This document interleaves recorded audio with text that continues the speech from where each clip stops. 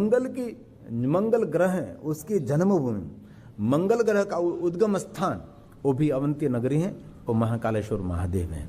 और 2-2.5 वर्ष पहले अवंतीपुरी में कोई राजा नहीं बन सकता था। 2,000-2.5 साल पहले एक मान्यता थी, जो कोई राजा बनता था तो एक रात्रि में उसकी मृत्यु हो जाती थी, इसलिए बहुत समय तक ये चलता रहा। और बाद में सभी गांवों ने मिलकर एक निर्णय लिया कि यहाँ कोई ऐसी देवियाँ निरंतर भ्रमण करती हैं जो राजा को खा जाती हैं, इसलिए राजा बनने के लिए कोई तैयार नहीं था। राजा के बिना ये नगर नहीं रहता, इसलिए राजा तो होना ही चाहिए। बाद में सभी नगरवासियों ने मिलकर एक निर्णय लिया कि घर में थे एक दिन के लिए सबको एक राजा बनना पड़ेगा, इसलिए हर घर में से एक दिन के लिए एक राजा बनाया जाता था। जो राजा बनता था उसको रात्रि में वहाँ की कोई देवियाँ भ्रमण कर रही थी उसका भक्षण कर जाती थी। और एक बार एक कोई वयोवृद्ध माता जी थी, उसका एक ही बेटा था, उसका आधार था, तो उसको राजा बनना था। तो वयोवृद्ध माता बहुत विलाप कर रही थी, बहुत रो रही थी। और वहाँ से युवा विक्रमादित्य वहाँ से निकले। विक्रमादित्य ने देख लिया कि कोई माता जी रो रही है। विक्रमादित्य वहाँ गए और पूछा कि माँ क्यों तू आज रो रही है। तब माता ने कहा कि मेरा एक ही बेटा है और मैं विधवा हूँ, मेरा और कोई आधार है ही नहीं, और आज मेरा बेटा यहाँ नगर का राजा बनेगा और यहाँ बहुत सारी देवियाँ रात में उसको खा जाएगी, उसको भक्षण कर जाएगी। विक्रमादित्य ने कहा माँ तुझे रोने की कोई आवश्यकता नहीं, तेरा बेटा जीवित रहेगा, तेरे बेटे के बदले में मैं आज की रात्रि में इस अवंती नगरी का राजा बनूंगा। और इस बेटे की रक्षा की विक्रमादित्य जी ने, और एक रात्रि के लिए विक्रमादित्य वहां राजा बने।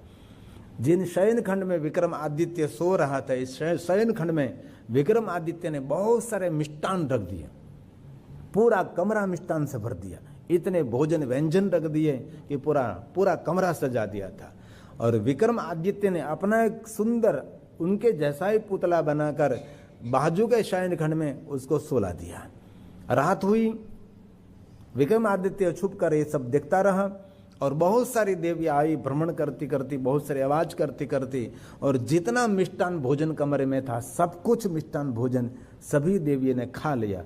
और इसमें एक भूखी माँ थी, वो तृप्त नहीं हुई, इसलिए जो विक्रमादित्य का पुतला था, विक्रमादित्य पुतला को खाने लगी। तब अन्य देवियों ने उसको रोक लिया कि क्यों तू खा रही है, इतना व्यंजन भोजन आपने हम सब ने खाया है। तब सभी देवियां प्रसन्न होकर कहने लगी विक्रमादित्य आपकी चतुर है, आपकी बुद्धि से हम प्रसन्न है, आप मेरे पास से कुछ वरदान मांगिए, हम आपको वरदान देने के लिए अभी आतुर हैं।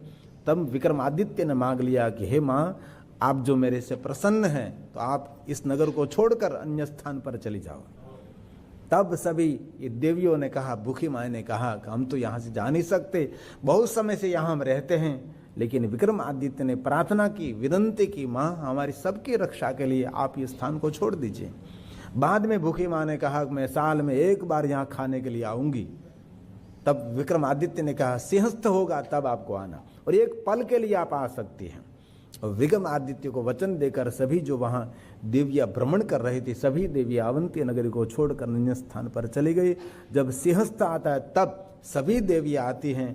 तो विक्रमादित्य ने कहा एक पल के लिए रहती तो पूरे गांव को एकत्र करके विक्रमादित्य ने निर्णय दिया हम गांव के द्वार पर इतना मिष्टान भोजन एकत्र करेंगे और अभक्ष का भक्षण करेगी।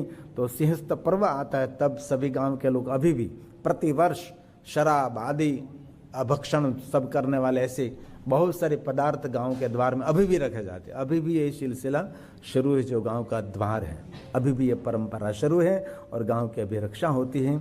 और पंचकोशी यात्रा की भी वहाँ सुंदर महिमा है। जो पंचकोशी यात्रा होती है हमने की है, और 84 महादेव की यात्रा भी है, और 84 महादेव की पूजा भी हमने की है। इसका बहुत सारा विस्तार है, लेकिन बहुत मैंने कम शब्दों को आपको मैं उज्जैन के बारे में मैंने बताने का प्रयास किया। ईस्वीसन 6ठी सदी में प्रमोद मंदिर व्यवस्था संभाली, उसने सुंदर सुंदर मंदिर महाकालेश्वर का निर्माण किया। और ईस्वीसन 10वीं सदी में उज्जैन सहित समग्र मालवा प्रदेश परमार राजाओं का शासन था, और परमार राजा महादेव के परम भक्त थे। परमार राजाओं ने जितने शिवालय का जीर्णोद्धार किया है, इतना जीर्णोद्धार कोई अन्य राजाओं ने नहीं किया। मैंने बहुत बार कथा में भी कहा, परमार शासन इतना बड़ा शासन था, उसका विस्तार कोई नाप नहीं सकता, इतना विस्तार परमार शासन का था।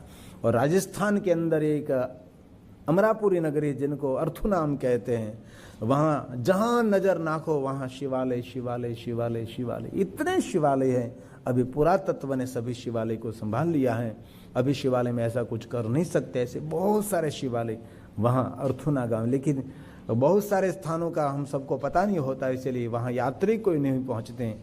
लेकिन जहाँ नजर अगणित शिवालय अर्थुना में है। मैं अर्थुना कथा गाने के लिए गया था, तब मुझे पता लगा इतने बड़े बड़े शिवालय और बहुत पुरातन शिवालय है। तो परमार राजाओं ने इस महाकालेश्वर महादेव का जीर्णोद्धार, उसका उत्थान किया। परमार राजाओं ने हिंदू धर्म का प्रचार प्रसार किया है। मुझदेव, सिंधुराज, भोजराज, उदय आदित्य, नरवर्मा वगैरह परमार राजाओं ने धार्मिक संस्कृति का बहुत मूल्य समाज को दिखाया और धार्मिक प्रवृत्ति से सबको प्रवृत्त किया। इस राजाओं ने हिंदू धर्म और सनातन के लिए बहुत सारा काम किया है। इस वजह से 11वीं सदी में गजनी ने इस मंदिर को तोड़ने का प्रयास किया था। एक भी नहीं तोड़ा, हमारा सोमनाथ भी उसने ही पहले तोड़ा था, उसने भी पहली बार तोड़ा 11वीं सदी में। इस मंदिर को छिन्न भिन्न कर लिया था और सब मंदिर को विध्वंस कर दिया था। इस विषय 12वीं सदी के अंत में फिर ये मंदिर निर्माण हुआ। एक भी मंदिर छोड़ा नहीं, ये महाकालेश्वर का प्राचीन मंदिर है जो उसका विध्वंस हुआ। लेकिन हम लोग को इतिहास पढ़ते नहीं, पता ही नहीं होता हमारे पर कितने कितने प्रहार हुए, हम लोगों ने क्या क्या किया, उस कुछ भी। ये तो राजा महाराजाओं के महानता था, फिर से जीर्णोद्धार हुआ।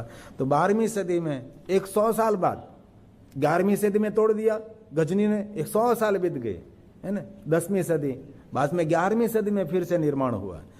और ईस्वी सन 1235 में फिर से 100 साल बाद फिर आया शासक सुल्तान इस्तुमिल, और उसने फिर से मंदिर को विध्वंस कर दिया। फिर मंदिर का आक्रमण करके मंदिर को लूट गया। 100 साल और फिर विध्वंस हो गया। ईस्वी सन 28वीं सदी में पेशवा बाजीराव, उसका अति विश्वासु सरदार राणोजी शिंदे और सुकटन कर रामचंद्र और बाड़ा शेविजी सब ने मिलकर इस फिर से महाकालेश्वर महादेव का मंदिर निर्माण किया। अभी ये मंदिर